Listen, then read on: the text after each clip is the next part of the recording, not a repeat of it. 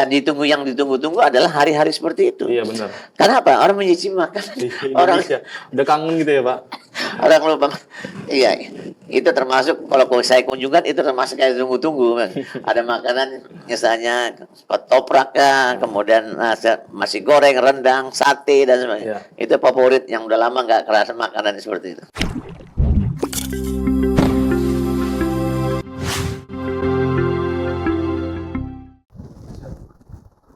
Assalamualaikum warahmatullahi wabarakatuh. Selamat datang kembali di podcast Social Horizon, di mana kita ngobrol santai tapi tetap bermakna. Indonesia saat ini sedang memasuki masa bonus demografi, yaitu ketika jumlah penduduk usia produktif dari angka 15 sampai 64 tahun mencapai puncaknya berdasarkan data BPS. Usia tersebut, kondisi ini diperkirakan berlangsung antara tahun 2030 hingga 2045. Ini merupakan peluang bangsa, peluang besar untuk menolong pertumbuhan ekonomi dan sekaligus kesejahteraan bangsa, asalkan ditopang oleh SDM yang unggul. Podcast hari ini berdasarkan latar belakang tersebut hadir sebagai ruang diskusi inspiratif yang menghadirkan perspektif dari narasumber berlatar belakang dosen ilmu komunikasi FISIP UHAMKA, yaitu Bapak Arsya Ahmadin SAMSI. Selamat datang Bapak. Ya. Sehat Pak? Ya, alhamdulillah. Alhamdulillah. Macet Pak tadi Pak? Enggak, alhamdulillah. Pak Arsya, kita membicara soal bonus demografi Pak. Iya. Kita kan tahu kalau tadi yang sebut saya bilang kalau usia produktif itu 15 sampai 64 tahun itu mencapai puncaknya di tahun 2030 hingga 2045 gitu Pak. Iya. Dijelaskan terlebih dahulu Pak Arsyad secara sederhana gitu. Bonus demografi itu apa Pak? Bonus demografi adalah kondisi di suatu negara yang memiliki proporsi penduduk yang produktif di antara 15 sampai 64 tahun. Jika dibandingkan dengan non produktif, artinya dibandingkan anak-anak kecil dan lansia. Ya. Proporsi ini Indonesia mempunyai kelebihan yang sangat signifikan di antara jumlah penduduk di dunia ini. Kalau kita lihat, dengan porsi yang sangat besar ini mempunyai suatu keunggulan yang komparatif. Keunggulan komparatif bahwasanya negara yang mempunyai masa depan cerah adalah dengan adanya masa yang produktif yang dimiliki oleh suatu bangsa. Jika ini dikelola akan baik, maka negara ini akan mempunyai subordinasi keunggulan yang sangat signifikan di masa akan datang. Makanya keunggulan atau tak ada plus minus di dalam perjalanan terhadap bonus demografi ini. Dalam artian bahwa ya kita tidak salah, kalau tidak salah kelola ini akan berbahaya. Tapi kalau kita kelola ini menjadikan negara ini adalah negara superior, negara yang sangat dilihat orang, dan negara yang mempunyai keunggulan yang komparatif. Keunggulan komparatif dimaksudnya adalah generasi muda dengan kondisi 15 sampai 16 yang sangat produktif, artinya dia bisa ikut di dalam proses dalam produksi, proses dalam ahli teknologi, proses dalam pendidikan, proses dalam digitalisasi, proses dalam UKM. Ini yang diharapkan mempunyai keunggulan yang komparatif di dalam melihat suatu bangsa. Nah, berbeda dengan bangsa-bangsa lain. Ya, berbangsa lain, keunggulan yang dimiliki tidak sama. Contoh adalah Malaysia, contoh adalah Singapura, contoh adalah Jepang. Jepang adalah posisinya adalah sangat less generasi mudanya. Sangat non produktifnya lebih tinggi, hampir 70% atau 80%. Mereka adalah 20% adalah berisi adalah yang berproduksi hanya 20%. Nah, ini kalau akan menjadi negara akan punah. Ya, makanya ada tagline, ada bahasa kabur aja dulu. Ya. Kabur aja dulu ini menjadi Jepang menerima kesempatan kepada generasi muda Indonesia untuk bisa masuk di kampungnya dia. Kenapa? Kalau kita lihat desa-desa di Jepang sudah mulai sepi. Ya, betul. Persoalan sosial mereka adalah banyaknya orang tua. Biaya hidup mereka, biaya yang tidak produktif sangat tinggi. Kenapa? Harapan hidup, orang Jepang harapan hidup hampir mencapai 100 tahun. Ya, harapan hidup manusia di Jepang hampir 100 tahun. Ya kan? Sementara tingkat pertumbuhan dalam alam artian kelahiran sangat sedikit. Ini yang dikatakan negara ini tidak produktif. Sementara makanya dia melakukan digitalisasi, melakukan robotik terhadap produksi-produksi mereka. Bahwasanya hanya manusia digunakan sebagai servant, sebagai pelayan terhadap manusia yang tua. Ya, jadi kalau kita dilihat bahwanya Jepang membutuhkan generasi-generasi para tenaga nurse, tenaga kerja Indonesia bekerja di dalam nurse perawat. Perawat Indonesia sangat butuhkan sekali di Jepang. Dalam artian karena masalah sosial, kemudian di Malaysia juga masalah sosialnya berbeda. Kenapa? Mereka malas kawin, malas punya anak. Produksinya, Pak. Di Singapura juga hampir sama. Di hampir juga sama. Makanya dia meminta mengambil mengambil anak Indonesia untuk orang-orang pandai untuk tinggal di Singapura. Ya. Inilah persoalan. Ini satu kelumpuhan komparatif yang dimiliki oleh bangsa ini. Jika kita dikelola dengan baik, ya, tapi kalau tidak dikelolakan baik, ini menjadi ruwet itu artinya bisa menjadi masalah sosial yang sangat tinggi, masalah pengangguran, masalah kenakalan remaja, masalah masalah sosial yang kira-kira mengganggu kestabilitas nasional kalau tidak dikelola dengan baik. Makanya harapan ke depan bahwa kita bangga bahwanya negara ASEAN yang sangat tinggi terhadap negara yang sangat produktif adalah Indonesia. Semua negara dunia melihat Indonesia. Kenapa? Dengan keproduktivitas itu, dengan jumlah yang sangat tinggi, persoalan produktif, generasi muda yang sangat tinggi, orang sebagai konsumen yang baik. Negara ini ada dianggap sebagai konsumen yang baik. Ya, makanya semua produk-produk impor masuk di Indonesia. Ya, dianggap bahwasanya Indonesia adalah sebagai pasar yang baik. Mobil listrik ya, Pak? Apa saja di Indonesia ini apa saja sudah boleh masuk. Ya, semua boleh masuk di kampung kau ini. Ya. Semua boleh masuk. Jadi ini yang kalau tidak kita hati-hati akan menghambat terhadap perjalanan ekonomi. Kalau semua dibebaskan untuk masuk. Karena Indonesia sebagai pasar yang sangat menarik dan sangat seksi untuk didatangin di kampung ini. Kalau pas hashtag kabur aja dulu kan benar-benar viral itu, Pak. Betul. Di saat itu ya. Betul. Sampai-sampai Jepang aja menyatakan siap menerima tenaga kerja. Iyalah, kerja dari Indonesia gitu, Pak. Saya punya saudara, Pak. Dia perusahaan penyalur. Waktu Januari kemarin saya ke kampung saya di daerah Wonogiri, Solo. Itu ketemu sama dia ditawarkan untuk ke Jepang. Ya. Jadi dia cerita bahwa dalam 3 bulan itu dia ditargetkan oleh perusahaan Jepang harus menyalur 10.000 tenaga kerja dari kabupaten Wonogiri itu. Betapa susahnya gitu dia mencari 10.000 itu, dan ternyata pada saat dia turun ke sekolah-sekolah SMK, kan yang pasti yang diincar tuh SMK, STM, sangat rendah SDM-nya, Pak.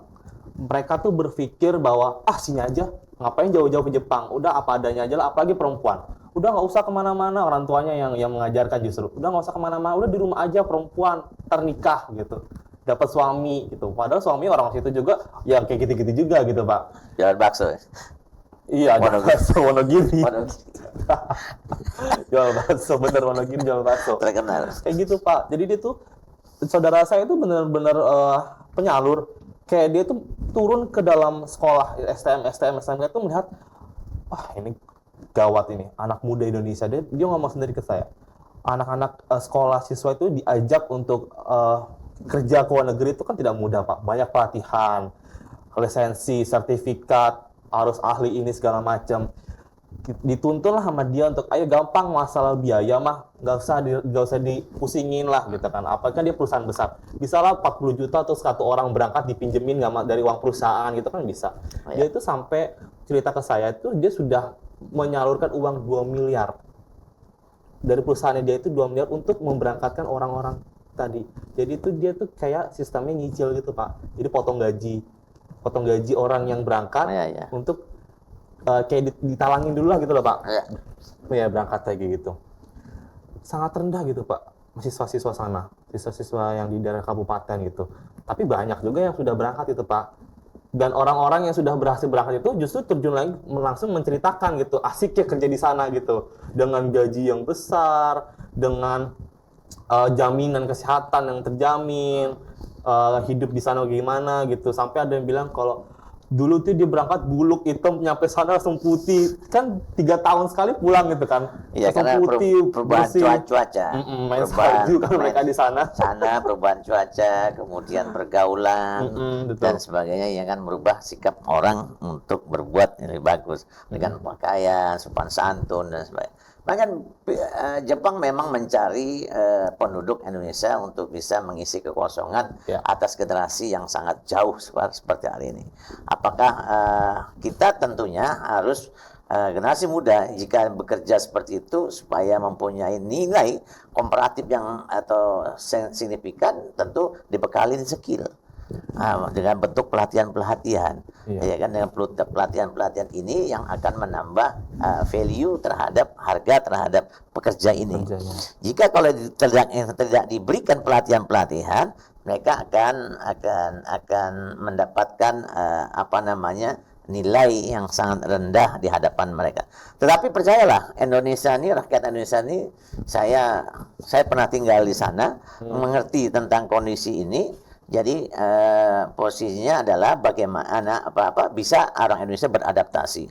Indonesia ini orang yang sangat lentur dengan adaptasi yang seperti itu dan mudah bergaul dan mudah bisa mencerna terhadap kebudayaan apapun juga.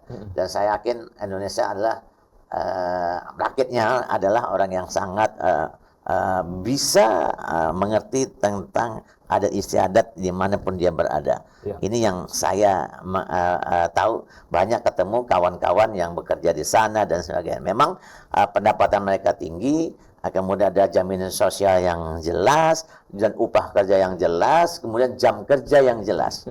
Ya, di sana kan ada time.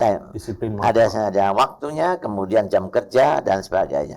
Dan yang hebatnya, jika terus diteruskan mereka bekerja di sana, bisa menambah untuk sekolah S1 atau S2 di sana. Betul. Nah, ini adalah menambah peluang yang sangat besar bahwa masyarakat atau rakyat Indonesia yang bekerja di sana diberikan. Karena Jepang memberikan sangat beasiswa terhadap mahasiswa S1, S2, S3 jika menggunakan bahasa mereka.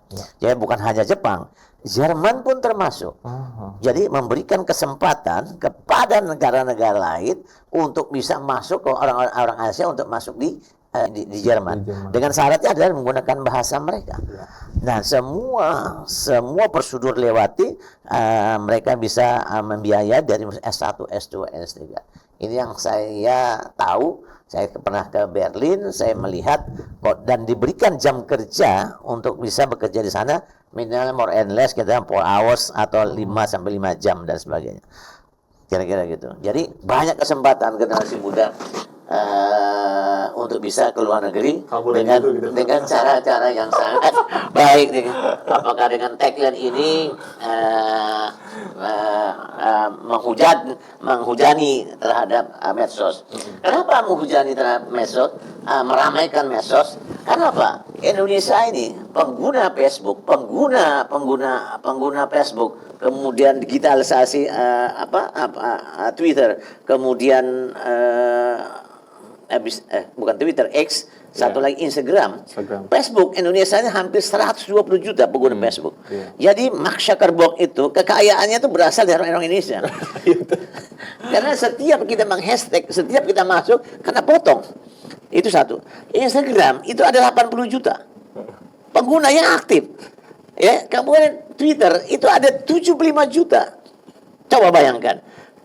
Negara Malaysia hanya 40 juta penduduknya. Singapura hanya 7 juta penduduknya.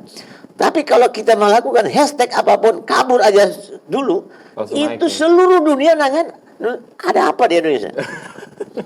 Ada apa di kampungmu? Ada apa di sini? Kan? Ini menunjukkan bahwasanya semua melihat Indonesia. Ya, dan ini Indonesia ada negara yang melek terhadap teknologi. Dari ibu-ibu sampai nenek, kakak-kakak, nenek, saya kecil, semua megang HP. Bocah-bocah juga megang. Iya, itu dia. Karena melek betul terhadap teknologi seperti ini. Jadi termasuk saya bilang ini negara yang sangat konsumtif. Ya, yang konsumtif karena generasi mudanya mengetahui tentang kondisi terhadap digitalisasi dan sebagainya. Ini yang kita lihat, apapun yang terjadi di Indonesia dengan cara-cara berita-berita hashtag kemudian hashtag kabur saja dulu, kemudian Indonesia gelap kah, Indonesia biru kah, Indonesia apa itu, semua akan dibaca oleh seluruh dunia. Makanya berhati-hatilah menggunakan medsos ini, karena orang dunia makan mananya. Kenapa? Karena jumlah yang sangat besar pengguna medsos di Indonesia sangat tinggi sekali, sehingga bayangkan saja Facebook 150 juta orang Indonesia main Facebook. Termasuk saya pemain Facebook. Ini yang kita lihat bahwasanya generasi muda sangat produktif, bahwasanya ini merupakan satu kelebihan yang dimiliki oleh bangsa ini. Ya. Tapi kalau Bapak lihat di luar negeri tuh, orang Indonesia itu banyak paguyuban ya Pak? Oh ya. Ngumpul gitu kan. Kalau saya ngeliat itu ya kayak kalau lebaran ke kedutaan gitu Pak, makan ketupat bareng kayak gitu Pak. Orang Indonesia tuh punya identik sendiri gitu ya Pak, paguyubannya Pak. Iya. KBRI selalu saya suka menghadiri acara-acara KBRI kalau kebetulan pas ada di luar negeri, hari kemerdekaan. Ya. Kan hari kemerdekaan ada istilah Independence Day. Itu Independence Day itu dilakukan oleh KBRI untuk sekalian mensosialisasikan bahwa Indonesia ini ada makanan, ada perayaan dan sebagainya, kue, kuliner dan sebagainya, tarian yang dilakukan malam kebudayaan, dan mengundang semua masyarakat umum di sana, kemudian juga para diplomat. Jadi Indonesia emang terkenal melakukan kegiatan saling menyiarkan kepada masyarakat bahwasanya, makanya orang menyicipi semua makanan Indonesia. Kemudian ditambah lagi ada hari-hari raya atau hari-hari besar. Hari raya, kemudian istilahnya hari raya ketupat lebaran dan sebagainya, Idul Fitri itu juga dirayakan di KBRI. Ya, mereka mengundang semua masyarakat di lingkungan di negara mereka, di mana mereka berada, di mana KBRI itu berada. Itu mengundang masyarakat Indonesia yang kebetulan menjadi apakah pernah jadi permanent resident atau pelajar di sana atau pengusaha di sana, untuk bisa merayakan misalnya apakah kemerdekaan, apakah hari raya dan sebagainya. Dan yang ditunggu-tunggu adalah hari-hari seperti itu. Iya benar. Kenapa? Orang menyicip makanan. Orang udah kangen gitu ya Pak. Orang lupa. Iya, itu termasuk kalau saya kunjungan itu termasuk kayak tunggu-tunggu kan. Ada makanan misalnya ketoprak, kemudian nasi goreng, rendang, sate dan sebagainya. Itu favorit yang udah lama nggak kerasa makanan seperti itu. Memperlihatkan bahwa Indonesia tuh kaya di sana ya Pak. Sangat. Indonesia sangat beragam.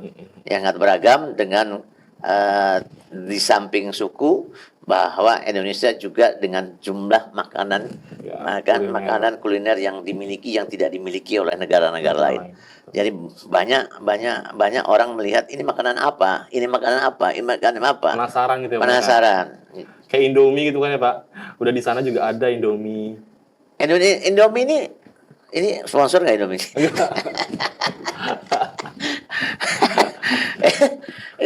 Indomie ini adalah mengerti pasar.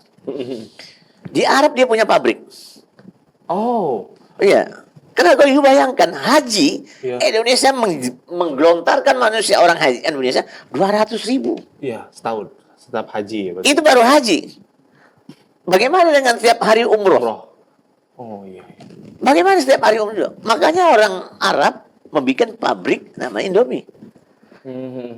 Di Afrika, orang pabrik Indomie ada. Oh, di Afrika juga ada pabriknya? Ada. Oh my God. Ini luar biasa. Ekspansi Indomie kepada orang mengatakan Indomie itu milik orang Afrika. Ternyata enggak. Indomie orang Indonesia. Orang Indonesia. Ini punya. Di Afrika, di Amerika Latin juga ada. Dikira saya ekspor keluar gitu. Tidak, mereka dirikan pabrik. Oh my. Iya, dirikan pabrik. Bahwasanya ada perbedaan rasa. Rasa. Iya. Saya pernah nanya nih, soal taste. Soal taste, Indomie nggak ada lawan dengan... Makanya ini sponsor apa tidak? Gak apa. Makan mie, orang identik, inilah namanya bahasa, apa namanya, makanan. Orang biasa makan mie disebut makan Indomie. Padahal itu adalah merek dagang. Betul. Karena merek dagang melekat terhadap makanan. Iya kan?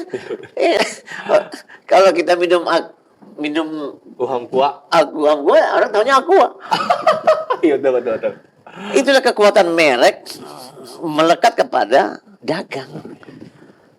Ya, ini sebuah pelajaran bahwasanya susah melawan merek yang sangat kuat sekali dalam masyarakat. Apalagi orang Indomie. Luar biasa. Bayangkan 200.000, jemaah kita 250.000. Ini haji, besok ini haji. Tidak ada yang tidak makan Indomie. Tidak ada yang tidak makan Indomie. Bayangkan, kan, setambah lagi misalnya umroh tiap hari, tiap bulan. Ada 40.000, 30.000, 10.000, 30. Berapa? Tapi kayak rasanya beda kali ya, Pak? Rasa sama. Oh, rasa sama? Tidak ada yang rasanya beda. SOP sebuah pabrik yang terkenal itu tidak ada misalnya beda rasa, selalu sama. Karena itu adalah menjaga selera dan sebagainya. Ya. Menurut seperti yang tadi Bapak katakan kan, menurut BPS tadi puncak bonus demografi Indonesia itu diprediksi terjadi pada tahun 2030 sampai 2045 gitu, Pak. Dampak konkret yang bisa kita harapkan jika kita berhasil gitu, Pak, memanfaatkannya itu seperti apa? Ya, adanya peningkatan pertumbuhan ekonomi. Dengan adanya dampak yang berhasil, peningkatan ekonomi akan tumbuh. Dan Indonesia adalah menjadi negara yang unggul. Yes. Bahwa generasi muda adalah hari ini kalian yang berumur hari ini umur 20, 21, 22, 23 di bulan di tahun 2045 kalian adalah manusia masa depan Indonesia. Mahasiswa-mahasiswa hari ini adalah mahasiswa yang besok 2045 adalah masa depan Indonesia. Dia harus dibekali pengetahuan, teknologi, keterampilan, skill, dan semua harus diberikan pelatihan-pelatihan, baik apakah melalui keorganisasian, baik masalah pengetahuan sehingga dia tidak gagap untuk berhadapan dengan kondisi yang sangat berubah hari ini. Tidak kaget gitu ya, Pak? Tidak kaget. Dan Indonesia adalah rakyatnya adalah paling sangat adaptif terhadap perubahan-perubahan itu. Tidak ada di dunia ini yang paling fleksibel. Contohnya pada saat COVID, orang belum keluar dalam krisis. Indonesia tingkat ekonomi ada tetap signifikan tetap dalam kondisi yang sangat baik. Berarti dalam kondisi apapun, rakyat Indonesia adalah sangat siap dengan stabil, malah menaik pertumbuhan ekonomi hampir 6% dan sampai pada zaman kemarin di COVID. Itu tidak dipunyai oleh negara lain. Itu tandanya apa? Bahwa negara ini adalah negara yang sangat kuat menahan badai apapun juga. Tinggal bergantung pemimpinnya. Yes. Mengapa mahasiswa, Pak, yang menjadi bagian penting dalam konteks bonus demografi? Mahasiswa adalah sempat sebagai agent the changing of the world, sebagai agen perubahan. Di mahasiswa itu adalah semua calon intelektual, mereka adalah masa depan Indonesia, masa depan bangsa. Jika dia bukan mahasiswa ini adalah sebagai kader dan penerus terhadap generasi ke depan. Mereka adalah sebagai cikal bakal, sebagai penerus bangsa ke depan. Maka apa? Mahasiswa yang diincar. Makanya mahasiswa harus diberikan kepelatihan, ada diberikan ilmu yang link match dengan kondisi kekinian. Jangan diberikan ilmu yang tidak ada hubungannya, dia akan pada saat ketinggalan. Iya kan? Makanya ada ilmu link and match. ya kan, mismatch yang tadi kan, yang tidak sesuai dengan marketable. Ya. Jadi kondisi hari ini adalah sangat marketable, dan keilmuan hari ini pun harus bisa menangkap sinyal-sinyal bahwa ke depan seperti apa menuju 2045 ini. Ya. Kalau dilihat Pak, bonus demografi itu nyata apa tidak Pak, melihat dari segi ekonomi? Sangat nyata. Pertumbuhan ekonomi hari ini dikembangkan oleh mahasiswa dengan melalui UKM-UKM. UKM inilah yang menggerakkan terhadap sektor real ekonomi. Ya. UKM-UKM kita ini hampir ribuan UKM. Ya. Ya kan, anak mahasiswa. Ya kan. Contoh kasus ada pada saat COVID. Pada saat COVID, orang tidak bisa jualan. Apa yang dilakukan? Melalui online. Yes. Pembelajaran kita, maaf, Gojek, startup yang dibangun anak-anak muda, itu adalah menjadi go public, diminati oleh pasar internasional. Contohnya Gojek, Tokopedia, Bukalapak. Semua ada startup yang dikembangkan oleh generasi muda. Itulah kenapa kemampuan generasi muda Indonesia bisa menangkap terhadap sinyal-sinyal zaman, bahwasanya kelebihan demografi merupakan menambah peningkatan ekonomi terhadap masyarakat Indonesia. Jadi contoh kasus COVID kita tidak pernah rusuh, ya kan? Ya. Karena ada yang negara COVID rusuh. Karena kelaparan dan Ya. sebagainya. Tapi dengan hikmah COVID, orang berjualan melalui online. Dan ini dijalankan terus sampai hari ini. Bahwa peningkatan menjadi bagian daripada UKM. Yang dilakukan banyak apakah melalui anak-anak mahasiswa dan sebagainya.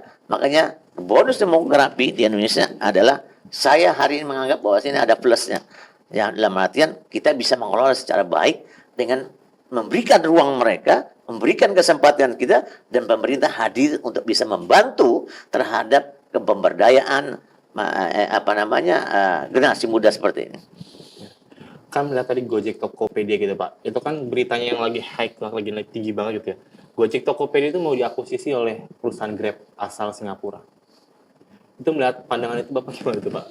Yang tadinya dibangun oleh anak muda Indonesia, terus ada goncangan, akhirnya diakuisisi, kabarnya mau diakuisisi, dan makanya hari apa gitu ya, driver Gojek itu mau demo Pak, menolak. Karena dia nggak mau diakuisisi oleh Grab dari perusahaan Singapura itu. Perusahaan sekarang ini terbuka, TBK. Ya. Semua orang bisa masuk. Kau bisa punya uang, kau bisa belanja di indeks saham, walaupun kau tidak hadir di sana. Ya. Sebetulnya dengan adanya orang mengambil saham terhadap perusahaan apakah Tokopedia pada sebagainya, ini menunjukkan bahwa Indonesia ini adalah startupnya menarik. Ya. Ini mempunyai keunggulan kooperatif. Kenapa? Karena pasarnya luar biasa di kampung ini. Gojek ini tidak ada di Singapura, mungkin ada ya. Di Malaysia Grab, Thailand ada dan sebagainya. Kenapa? Ini menarik. Kenapa? Jumlahnya dibutuhkan. Jumlah rakyat Indonesia yang begitu banyak membutuhkan Gojek. Kenapa Gojek berhubungan banyak misalnya dengan taksi Bluebird dan sebagainya. Ya kan? Bluebird juga dengan Grab dan sebagainya. Kenapa? Mereka ini adalah sebagai startup yang bisa dipakai untuk berkolaborasi dan sebagainya. Jadi ada orang mengambil kau punya misalnya kayak Gojek, Tokopedia, startup seperti itu, orang asing masuk, itu menandakan bahwasanya apa yang dilakukan oleh generasi muda yang dibina, yang dilakukan usaha yang tadinya biasa saja, sama kayak kita Facebook, akhirnya tadinya adalah dilakukan oleh Mark Zuckerberg, ini adalah pertemanan secara mahasiswa, diminati oleh seluruh dunia. Yang tadinya hanya biasa aja Facebook dilakukan. Lama-lama, ini kok bisa menjadikan duit, menjadikan ekonomi. Nah, sama juga dengan Gojek. Jadi saya tidak melihat itu menjadi masalah, ya. Sehingga ini kan soal manajemen, manajemen bisa mengelolanya secara baik. Tapi orang untuk memiliki terhadap ini orang berhak, karena ini sudah pasar terbuka. Ya, kalau orang banyak meminati usaha kamu, kenapa kamu tidak jual, bisa jual kan? Ya, benar. Ya kan? Ya. Ini ada supply and demand ya kan? Ya. Kira-kira begitu. Ini dunia yang semua orang bisa membeli, walaupun kau tidak tidak di negaranya, kau ada di luar, kau bisa belanja sebagainya melalui bursa saham, melalui dan sebagainya. Ini adalah pasar digital yang saling berkembang di dunia. Minum dulu, Pak. Oh, iya. Iya, Pak. Udah ngobrol panjang ini. Kayak serius banget. Serius banget.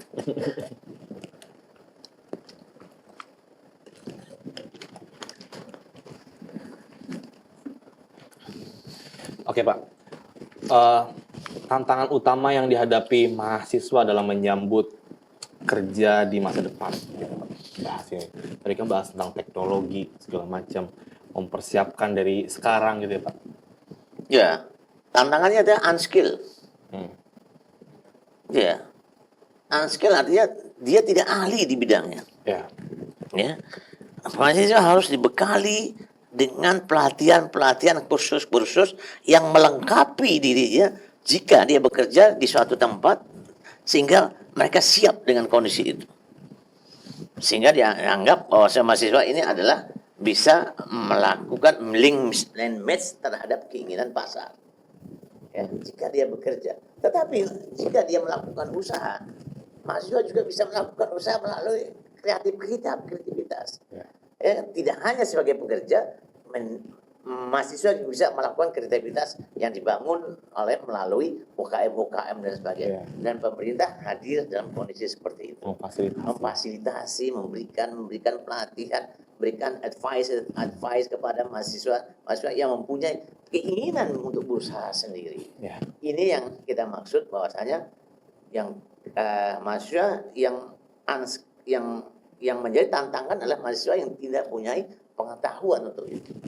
Makanya diberikanlah mereka pengetahuan, keterampilan, kemudian ikut pelatihan, ikut keorganisasian yang menambah kapasitas buildingnya dia, sehingga dia siap untuk menyauti terhadap masa depannya dia. Pengalaman Bapak sebagai akademisi dan praktisi gitu, Pak, melihat kesiapan mahasiswa Indonesia saat ini gitu dalam menghadapi tantangan tersebut bagaimana, Pak? Saya pikir setelah saya mengajar dan sebagainya, saya punya keyakinan sangat tinggi terhadap mahasiswa Indonesia. Iya, sangat kreatif, punya smart thinking, ya, dia punya kepandaian, punya keahlian, dan dia mampu untuk menjawab tantangan tersebut. Dan asal diberi kesempatan. Betul. Ya. Kesempatannya harus diberikan ke generasi muda untuk diberikan mereka untuk lebih maju dan sebagainya. Kesempatan inilah yang harus menjadikan peluang bagi mereka untuk melakukan kreativitas. Ya, kita hanya mendorong, ya kan, memberi kesempatan, memberi ruang, memberikan arah, mahasiswa bisa menjalankan seperti itu. Tidak ada yang tidak bisa di Indonesia ini yang dilakukan oleh mahasiswa. Ya, saya punya keyakinan itu. Karena kita melihat bahwa kreativitas yang tadinya jadi nothing menjadi something, itu yang dilakukan oleh orang Indonesia. Bahwasanya dari hal yang kecil bisa menjadi sesuatu. Ya, ini asal dia diberikan ruang, tempat dan dukungan sehingga mereka bisa melakukan kreativitas dan sebagainya. Keterampilan seperti komunikasi gitu ya, Pak, literasi digital dan kepemimpinan itu sangat melekat di eranya gitu ya, Pak. Dijelaskan nih menurut Bapak tuh, dalam pandangan Bapak tuh bagaimana keterampilan ini bisa ditubuhkan oleh mahasiswa sejak di bangku kuliah? Ya, pembelajaran di mahasiswa itu tidak cukup. Ya. Dia harus mendapatkan nilai tambah dengan di luar melalui kursus-kursus pengalaman berorganisasi. Ya, berorganisasi apapun organisasinya. Kan sekarang ribuan organisasi di Indonesia yang bisa kau masukin sesuai dengan minat dan hobi. Yes. Minat dan hobi ini adalah merupakan sebagai the way of life, sebagai jalan dia untuk menentukan, ini saya mau ke sini, ini gua mau ke sini nih jalannya. Semua terbuka ruang, tinggal kemauan mahasiswa aja untuk bisa ikut di dalamnya. Dia jangan apa istilahnya mager, malas bergerak. Males. Jangan mager, jangan mager. Jadi harus mencari ruang-ruang tersendiri. Mahasiswa harus mencari ruang-ruang sendiri untuk membangun kreativitasnya dia, membangun jati diri dia melalui keinginan macam-macam. Apakah melalui tingkat kehobian, apakah melalui kegiatan organisasi dan sebagainya. Itu adalah menjadikan dia menjadi manusia unggul. Ya, dengan adanya seperti itu, mahasiswa itu akan dilihat. Oh, dia adalah mahasiswa yang bisa dilihat bahwa punya prestasi. Prestasi ini tidak hanya di kampus dengan nilai-nilai, tapi penghasil juga di luar. Ya, dengan adanya kegiatan-kegiatan ekstrakurikuler dan sebagainya dibangun mereka untuk menambah kapabilitasnya. Dalam pandangan Bapak sebagai dosen, bagaimana peran kampus itu melalui tadi yang UKM, organisasi gitu kan, kemahasiswaan, dan mahasiswa ini menghadapi di era bonus demografi? Saya pikir kampus harus proaktif atau pro terhadap perubahan seperti ini. Dalam artian bahwa dunia yang sangat berubah, variabel yang dimana kondisinya adalah kita memberikan penyaluran, penanganan terhadap mahasiswa. Kau mahasiswa bagus kau seperti ini. Perlu ada pendampingan, mengasistensikan mahasiswa sehingga dia tidak salah jalan untuk menjatuhkan jalan keinginan melalui kreativitas yang mereka bangun. Tugas kita di dosen universitas memberikan penerangan, memberikan penanganan, memberikan penyaluran, pendampingan supaya mereka lebih aktif, lebih kuat lagi sehingga mereka bisa menjadi harapan kita dan sebagainya. Menjadi rakyat Indonesia yang unggul. Yang jadi unggul. Ini yang kita inginkan kan. Pak Arsyad, dalam konteks geopolitik global saat ini, bagaimana posisi Indonesia itu dengan modal bonus demografi yang dimiliki? Apakah ini bisa menjadi kekuatan strategis? Indonesia adalah negara yang paling seksi di antara negara-negara di Asia. Ya. Yang tadi yang di awal ya Pak. Iya, sangat seksi. Kalau orang lihat geopolitik, orang pengen memiliki Indonesia. Kalau seorang gadis yang seksi, otomatis orang berminat betul untuk menjemputnya. Iya kan? Apa yang seksinya? Kita ada punya keunggulan yang sumber daya SDM. Maksudnya keunggulan terhadap demografi. Jumlah yang penduduk yang banyak. Resources yang sangat tinggi. Yang perlu dikelola dengan pola hilirisasi hari ini yang didengungkan oleh Asta Ciptanya Presiden Prabowo. Ya kan? Kemudian adalah laut dalam, kemudian aklik, jalur arah ke mana? Dua aklik, tiga aklik, Selat Karimata, Lombok, dan Selat Selat Malaka dan sebagainya. Ini adalah jalur seksi, ya, jalur perdagangan yang diminati oleh seluruh dunia. Ya, diminati. Jika orang mengerti tentang geopolitik bangsa ini, makanya orang salah kelola. Bangsa ini salah kelola terhadap bangsa kita ini. Karena geopolitik, kenapa hari ini orang melihat masalah, orang meminta Indonesia untuk berpartisipasi dan sebagainya. Dan Indonesia dalam artinya diperkirakan adalah bahwasanya diperhitungkan di dalam dunia dalam geopolitik hari ini. Karena apa? Unggulan yang dimiliki baik sebagai keunggulan demografi, kemudian resources, kemudian kondisi alam yang tidak dimiliki oleh negara lain.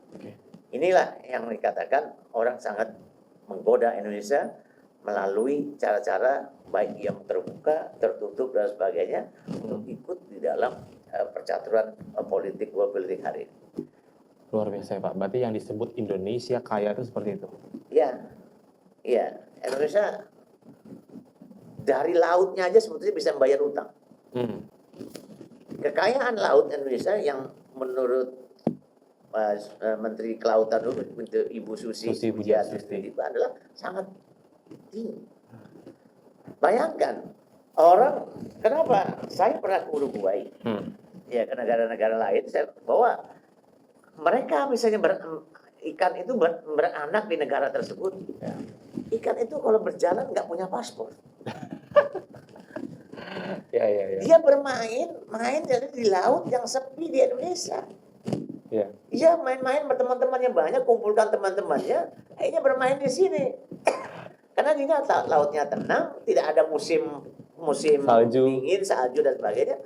Begitu dia bermain-main, Tangkaplah. ditangkap. Itulah merupakan kekayaan Indonesia.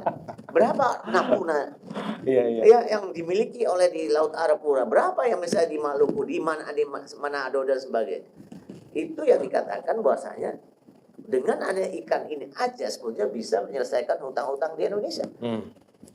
Belum lagi misalnya kekayaan, misalnya mineral-mineral di Indonesia. Ya, yang dimiliki oleh kita, batu bara, nikel, gold mining, kemudian Sawit, ya, Pak. sawit dan sebagainya. Dan kita melakukan biodiesel, ya kan, B50.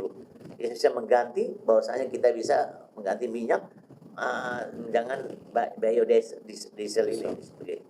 Ada keunggulan bahwasanya tidak, kalau terjadi adanya masalah minyak bumi, kita bisa melakukan minyak sawit dan bisa dijadikan minyak dan sebagainya. Luar biasa. Dan kita lihat bahwasanya pabrik-pabrik orang butuh nikel di Indonesia untuk listrik, mobil listrik dan sebagainya.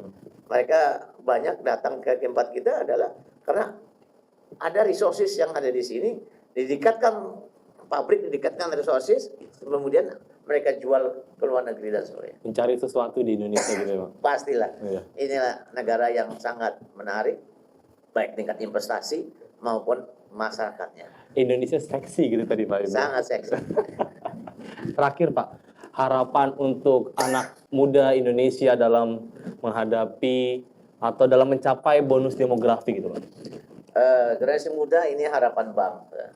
Siapapun dimanapun dia berada, bahwasanya keunggulan kelebihan demografi Indonesia ini adalah kelebihan, artinya banyaknya generasi muda yang dimiliki di Indonesia. Harapan ini adalah akan tercermin pada saat 2045 bahwa the golden age, masa emasnya agar generasi muda hari ini ditentukan 2045. Makanya kita berharap generasi muda bertambahlah pengetahuan, menambah kapasitas bidding kalian melalui pelatihan-pelatihan, ikut kursus-kursus, ikut semua kegiatan yang bisa menambah pengetahuan.